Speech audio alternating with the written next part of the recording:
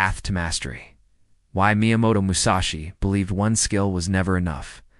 Most people think greatness comes from doing one thing better than anyone else. Become the best coder, the best marketer, the best fighter.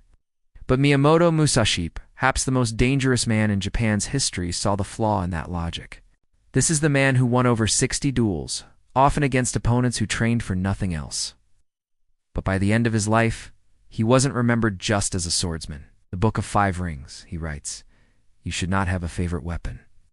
To become overfamiliar with one weapon is as much a fault as not knowing it sufficiently well. Because when you do, you start resisting new information. You stop learning. You stop adapting. And then, someone like Musashi comes along, someone who's trained with everything, someone who sees the connections between disciplines and they destroy you. He was remembered as a thinker, a writer, a tactician, a complete man.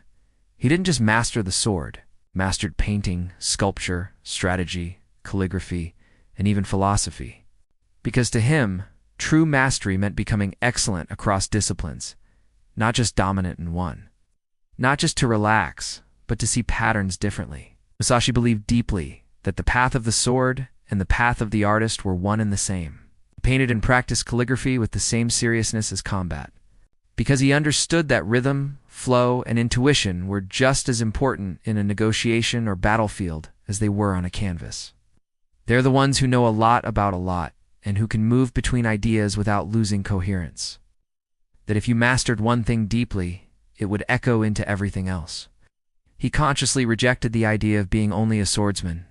In the latter part of his life, he even avoided combat unless necessary. They hit a ceiling in their career or skill, because they dig one hole so deep, they forget their S-gold elsewhere. They burn out. Or they get replaced by someone younger, faster, or more technical. But Musashi shows us another way. Keep growing by widening your scope. If you're a coder, study design. If you're a business owner, study Stoic philosophy. If you're a fighter, study poetry. He focused on understanding patterns, flows of human behavior, and mental discipline. Learn multiple things at once, and watch how the connections light up your thinking in unexpected ways.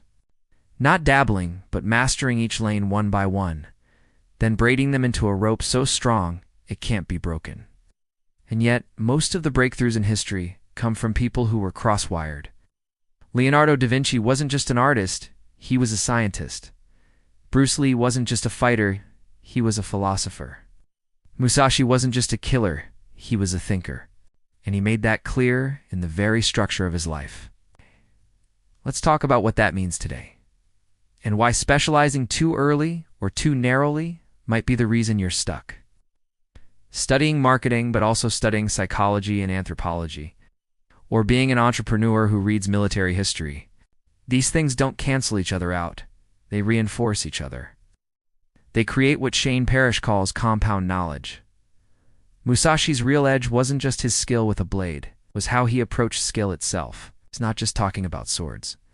His opponent, Sasaki Kojiro, was famous for his elegant, perfectly balanced weapon, long curve, deadly. Musashi shows up late, steps onto the beach with a crude wooden club, and crushes Kojiro's skull in one move. He's saying, don't get too comfortable. Don't fall in love with your current specialty. That's what makes him so dangerous. He wasn't just good with one thing, he could win with anything. There is a story of Musashi carving a wooden sword from an oar while on a boat ride to a duel. Why? Because Musashi wasn't attached to tools. He was attached to principles, two fundamentals, two patterns that repeated across domains. And that brings us to an idea most people today ignore. Cross-training the mind. You want to become great at business? Study war. Study game theory. Study negotiation, architecture, even painting. But that only works if you dare to cross disciplines. He wasn't doing this just for fun. This wasn't a hobby.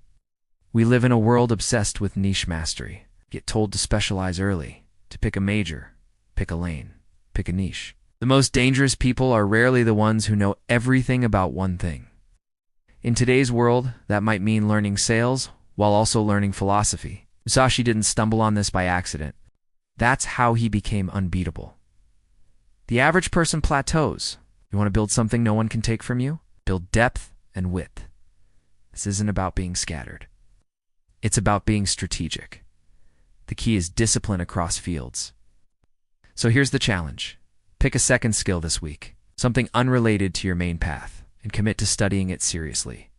Why? Because Musashi would. And that's how you stop being one-dimensional and start becoming legendary.